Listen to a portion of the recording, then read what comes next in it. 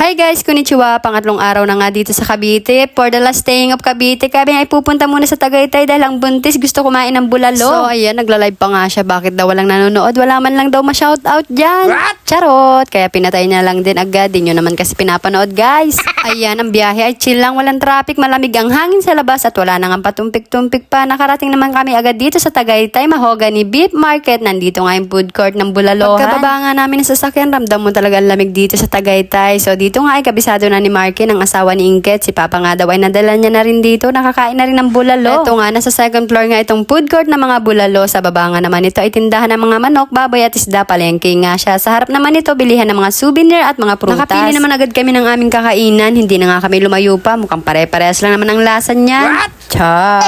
Ang napili nga naming combo ay meal 1, yung 1 to 2 person na bulalo. Ayan nga yung napili namin dahil meron naman siya mga kasamang crispy at gulay with 3 rice and free iced tea. Pipili ka na lang kung ano yung gusto mong crispy at gulay. Ayan nga yung napili namin, crispy hipon with crab. Meron din silang tawilis, chicharong bulaklak at iba pa. So ayan nga, napili ni Buntis. Kapag may crispy na pang pa-high blood, meron dapat tayo dyan naka-reading suka. Unang tikim nga ay nakaka-addict ang lasa. Parang gusto mo na agad ubusin. Kaso may mga kasama. Charot! Ayoko na masobrahan dahil may beef bulalo pang kakainin. Hinay-hinay lang din ako sa mga ganyang pagkain guys dahil baka ang batok magdurusa. Hindi, joke lang. So ito na nga yung beef bulalo nila guys na 1 to 2 person. Singkit nga ay gumawa na ng patis with sili na partner ng bulalo. Kung mapapansin nyo guys, parang hindi lang pang dalawahang tao to, parang pang 4 person na nga. Yung beef nga nila guys ay napakalambot. Si Buntis nga ayan, craving satisfied na naman. Ang sarap nga humigop ng sabaw, saktong-sakto sa malamig na Tagaytay weather. Ang bilis nga naubos ng sabaw at mga gulay. Ang lakas ba naman kumain ni Buntis dyan? Malamang tuwang-tuwa rin ang kanyang baby sa tiyan.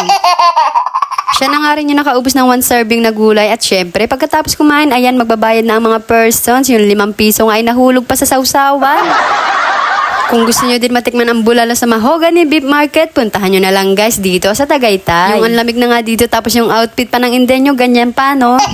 Itong bata naman nakakuha pa ng upuan ng mga nagtitinda ng mga prutas yan guys. At ito na nga yung Mahogany Beef Market na to guys ay nasa likod nga lang yan ng Hall of Justice na yan. Diyan nyo nga makikita yung bulalohan sa likod niyan. May mga mag-guide naman sa inyo dyan mag-park kung may dala-dala kayong sasakyan. At syempre bago nga tuluyang umuwi ng Maynila ang Indenyo, sulitin na nga natin ang pamamasyal dito sa Tagaytay. Tamang road trip nga lang kami dito habang naghahanap ng matatambayan na may overlooking. Itong si Marky na aming driver, siya na nga ang bahala dahil siya naman ang may alam dito. Kapag ang biyahe mo nga ay patagaytay, mas magandang open mo na lang yung bintana dahil malamig rin ang simoy ng hangin sa labas. Makakatipid ka pa sa gas. Yes! Yung bata nga tamang silip lang dito sa amin. Maya-maya nag-stop over si Marky para bilhan kami ng ice cream. Antaray, may pa-ice cream ang person. Itong katabi ko guys, alam nyo bang napaka-sensitive niyan? Ayaw madikitan. At habang nasa biyahe nga kami, ang dami nga namin nakikitang pasyalan dito. Pero ang gusto lang talaga namin ay may tambayan. Alright, nakahanap na rin na matatambayan. Medyo mataas nga itong lugar guys. Nag-entrance lang kami dito ng 50 pesos para sa parking. Habang naglalakad damang hanap na lang kami dyan na matatambayan. Si Buntis panay tawa. Hindi ko alam kung bakit. Nakapokus kasi ako sa pagkuha ng video, hindi sa sinasabi niya. What?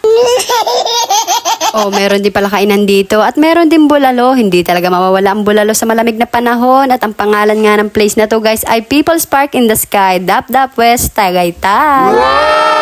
Ayan, ang ganda ng overlooking at ang lakas ng hangin dito sa taas. Actually, wala pa kami sa pinakataas nito guys. Ang lakas na ng hangin. Much more pa kaya sa pinakataas pa nito, no? Meron nga entrance doon, halagang 50 pesos per person ata. Pero kami ito, lakad-lakad lang, tingin-tingin sa paligid kung ano pa meron dito. Pero ang dulo ay bilihan lang pala ng mga souvenir, kaya bumalik na lang kami sa aming pwesto. Pagkatapos nga magpahangin, at magliw-aliw kami uuwi na nga dahil ako iuwi pa ng Maynila. Syempre, bago pa matapos tong aking mini vlog guys, don't forget to follow, like, and share. Thank you for watching. Bye-bye!